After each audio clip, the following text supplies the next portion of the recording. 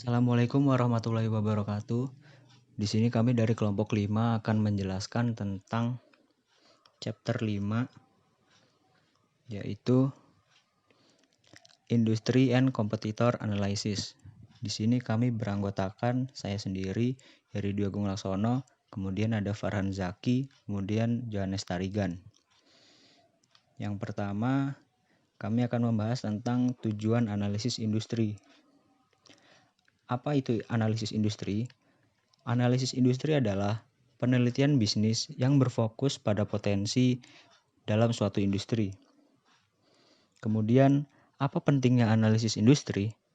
Analisis industri dapat membantu pengusaha menentukan kelayakan suatu usaha untuk masuk ke dalam sebuah industri, yaitu di mana tempat ia akan bersaing dengan kompetitor-kompetitornya nanti.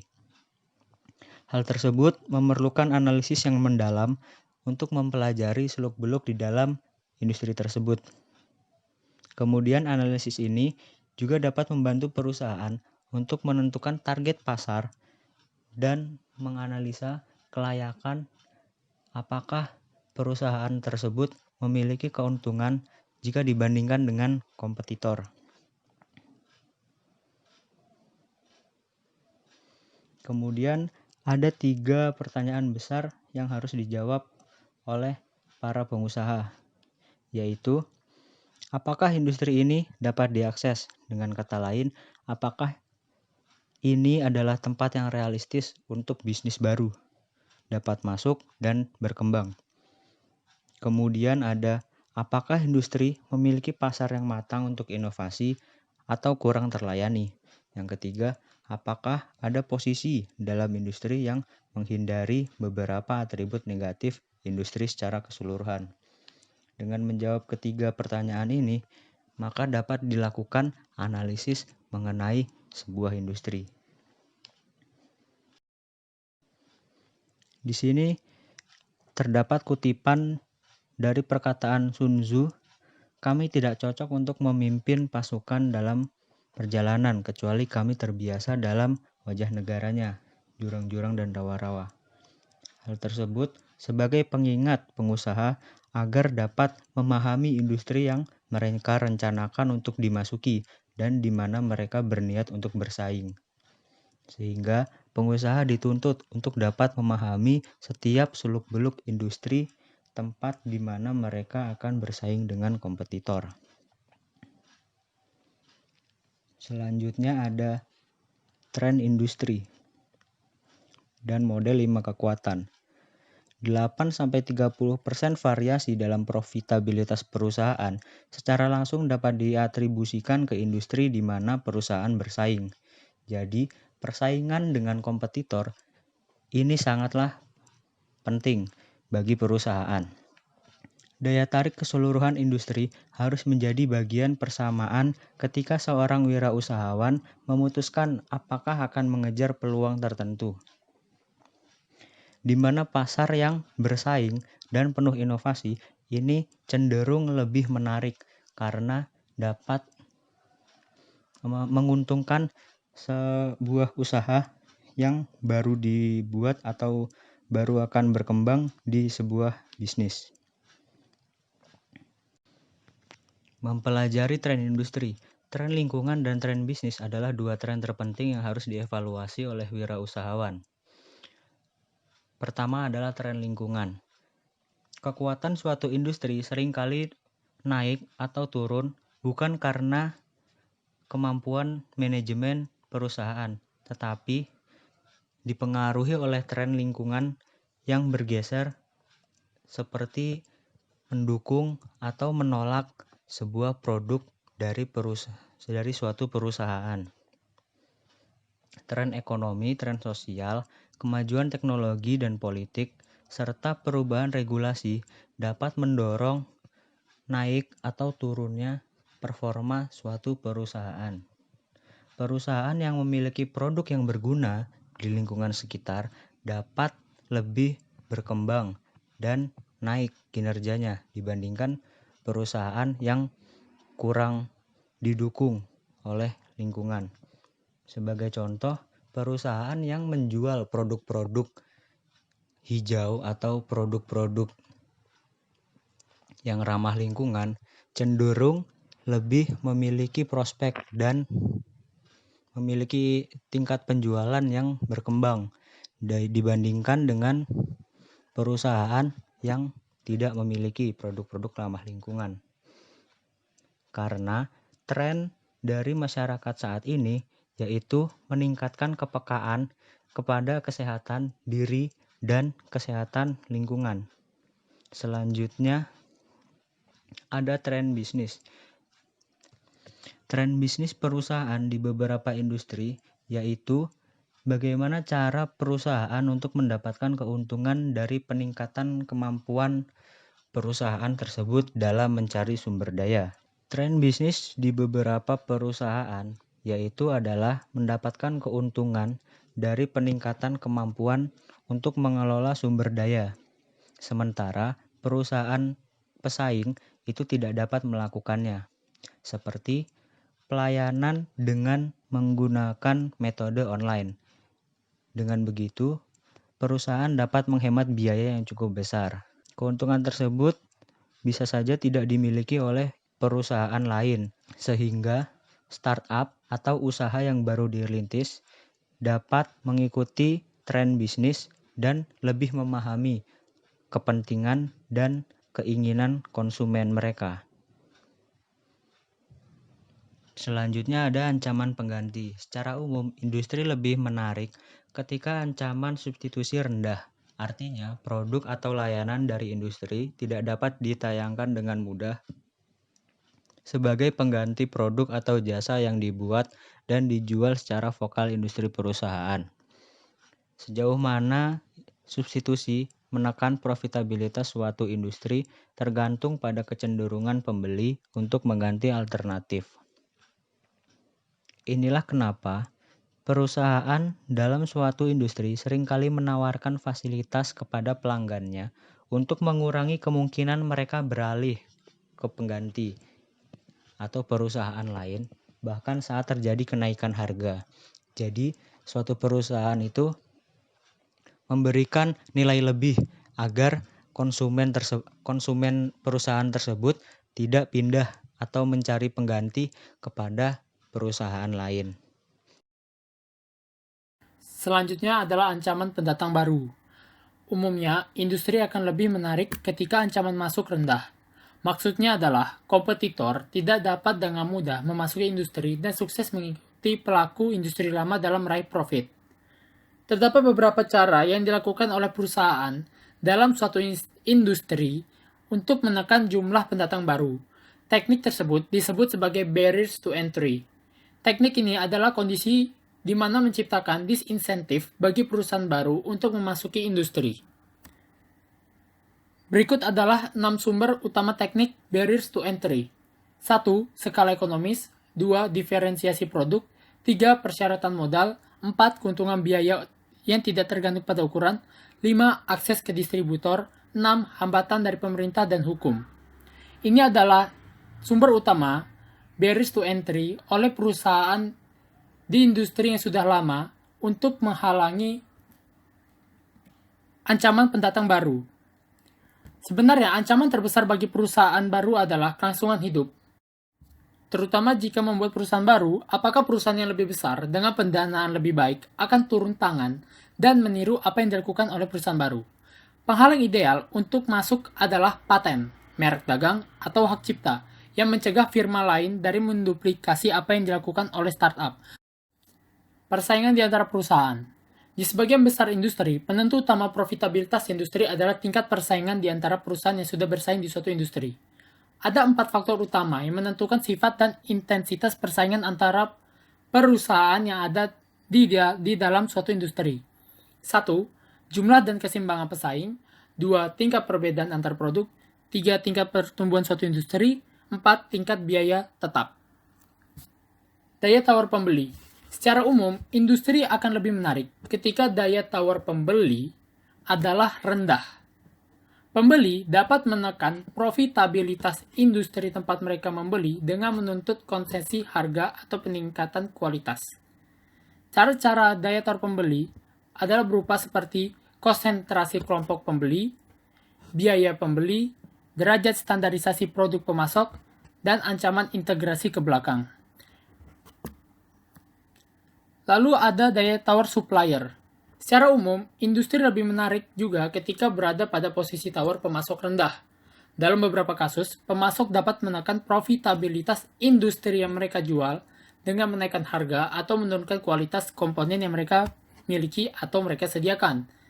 Cara-cara mereka melakukan daya tawar adalah berupa 1. Supplier concentration, 2. Switching cost, 3. Pengganti yang lebih atraktif, 4. Ancaman integrasi ke depan. Itulah nilai model 5 kekuatan. Model 5 kekuatan dapat digunakan dalam 2 cara untuk membantu perusahaan menentukan 1. Apakah harus memasuki industri tertentu? Dan kedua, apakah dapat mengukir posisi yang menarik di industri itu? Pertama, model 5 kekuatan dapat digunakan untuk menilai daya tarik sebuah industri atau posisi tertentu dalam suatu industri dengan menentukan tingkat ancaman profitabilitas industri untuk masing-masing kekuatan. 1. Ancaman pengganti, 2. Ancaman pendatang baru, 3. Persaingan di antara perusahaan yang ada, 4. Kekuatan tawar-menawar pemasok, dan 5. Daya tawar pembeli. Cara kedua, perusahaan baru dapat menerapkan model 5 kekuatan untuk membantu menentukan apakah harus memasuki industri dengan menggunakan model yang digambarkan pada gambar di bawah untuk menjawab beberapa pertanyaan kunci.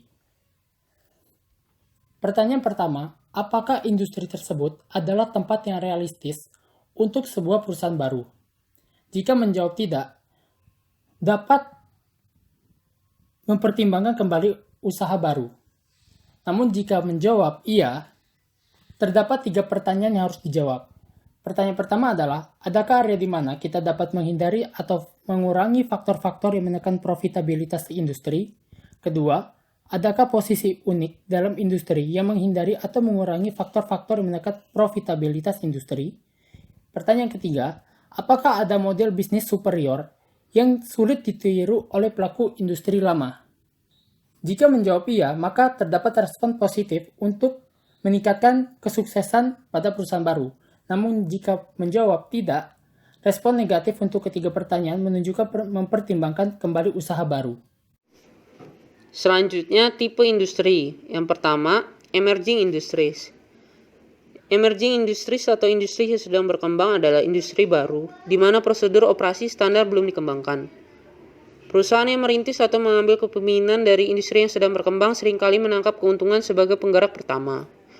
Penggerak pertama keuntungan adalah keuntungan yang terkadang tidak dapat diatasi, yang diperoleh oleh perusahaan pertama yang membangun posisi signifikan di pasar yang baru. Yang kedua, industri fragmentasi. Industri fragmentasi adalah industri yang dicirikan oleh sejumlah besar perusahaan berukuran kira-kira sama.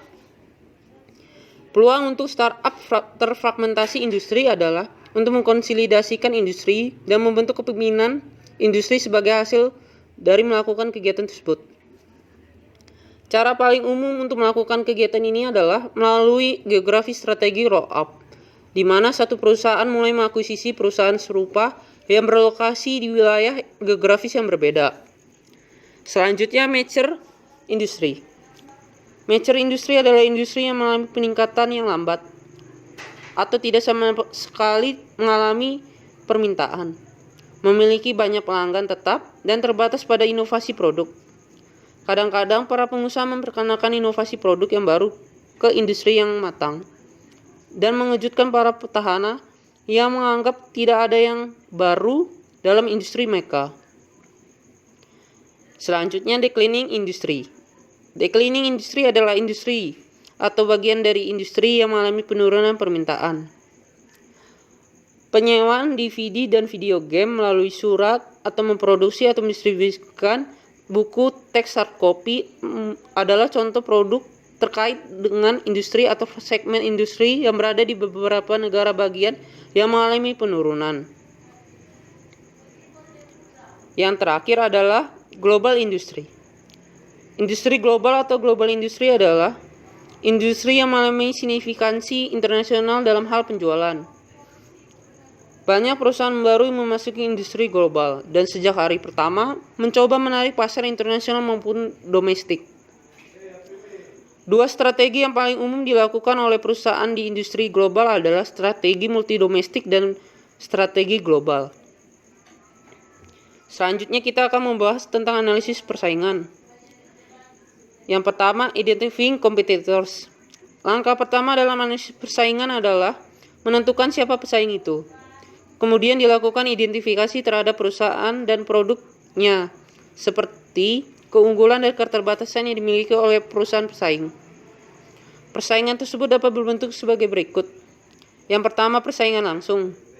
Persaingan langsung adalah bisnis yang menawarkan produk atau layanan yang identik atau mirip dengan perusahaan pesaing. Persaingan ini adalah yang paling penting karena memang demikian mengejar pelanggan yang sama dengan perusahaan yang baru. Yang kedua, persaingan tidak langsung. Persaingan ini menawarkan pengganti dekat dengan produk yang dijual oleh perusahaan yang menyelesaikan analisis. Produk perusahaan ini adalah juga yang penting karena mereka menargetkan kebutuhan dasar yang sama yang sedang dipenuhi oleh perusahaan yang baru. Yang ketiga, persaingan masa depan. Persaingan masa depan ini dapat terjadi ketika perusahaan yang belum menjadi pesaing langsung atau tidak langsung tetapi dapat pindah ke salah satu peran kapan saja. Perusahaan selalu prihatin tentang persaingan yang kuat yang akan masuk ke dalam pasar mereka. Selanjutnya, source of competitive intelligence. Untuk menyelesaikan grid analisis kompetitif yang berarti perusahaan harus terlebih dahulu memahami strategi dan perilaku pesaingnya. Informasi yang dikumpulkan oleh perusahaan untuk mempelajari para pesaingnya disebut intelijen kompetitif. Memperoleh kecerdasan kompetitif yang baik tidak selalu merupakan tugas yang sederhana. Jika pesaing adalah perusahaan publik, deskripsi bisnis dan keuangan perusahaan tersedia informasi melalui laporan tahunan yang diajukan ke efek atau komisi pertukaran. Dan yang terakhir adalah completing a competitive analysis grid. Analisis kompetitif adalah alat untuk mengatur informasi yang dikumpulkan oleh perusahaan tentang pesaingnya. Analisis kompetitif ini dapat membantu perusahaan melihat cara bertumpuk melawan para pesaingnya, memberikan ide bagi pasar untuk dapat dikejar, dan mungkin yang paling penting, untuk menjadi perusahaan yang layak, usaha baru harus memiliki setidaknya satu pesaing yang jelas unggul dibandingkan pesaing utamanya. Selanjutnya, kita akan membahas tentang pertanyaan yang ada di dalam studi kasus. Soal pertama, 5.40.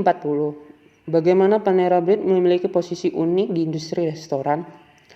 Panera Bread mendapat posisi yang unik karena menjadi first mover atau pendobrak pasar dengan inovasi-inovasi yang cemerlang dan selalu sukses untuk memikat para pelanggan dan juga sebagai pembeda dari para pesaingnya. Panera Bread memprioritaskan untuk mendengarkan dan merealisasikan apa yang diinginkan oleh pelanggan dengan mempertimbangkan tren dan menyediakan kemudahan pelayanan dalam bentuk teknologi demi tujuan kenyamanan pelanggan. Selanjutnya, soal 5.41. Bagaimana posisi unik Panera Bread di industri restoran berkontribusi pada kesuksesan perusahaan? Karena ekspektasi yang tinggi dari para investor dan kepercayaan dari pelanggan yang puas dengan pelayanan Panera Bread menjadikan Panera Bread berkembang dengan pesat. Pelanggan dan investor menilai kinerja Panera Bread selalu sesuai dengan ekspektasi mereka, sehingga menjadikan mereka setia kepada Panera Bread. Dikenal dengan pemimpin fast casual dan juga diikuti dengan perkembangan dalam pelayanan pelanggan dan produk, membawa Panera Bread ke jalan kesuksesan. Soal 5.42. Untuk apa halangan masuk yang dibuat Panera Bread untuk pesaing potensial? Jawabannya, untuk menjaga jumlah penjualan dan market plans yang dilakukan oleh Panera Bread. Dalam melakukan hal tersebut, Panera Bread meningkatkan kualitas produk, membuat produk baru, dan membangun reputasi produk yang baik bagi kesehatan yang dapat membedakan dengan produk yang berasal dari pesaing potensial sehingga mengubah selera konsumen. Selanjutnya, soal 5.43. Apa keuntungan source of competitive Panera Bread? Keuntungan source of competitive Panera Bread adalah Panera Bread memahami dan bahwa konsumen menginginkan kenyamanan makanan cepat saji dengan tingkat kualitas yang tinggi. Selain itu, Panera Bread juga membangun citra baik dengan menyumbangkan makanan yang belum terjual untuk badan amal setempat setelah Panera Bread tutup. Dari hal yang terdapat di atas, mencerminkan keunggulan Panera Bread dibandingkan para pesaingnya. Selanjutnya, soal 5.44. Apa cara Panera Bread dapat melakukan bentuk analisis kompetitif yang etis dan tepat untuk mempelajari tentang calon pesaing yang memasuki kategori fast casual?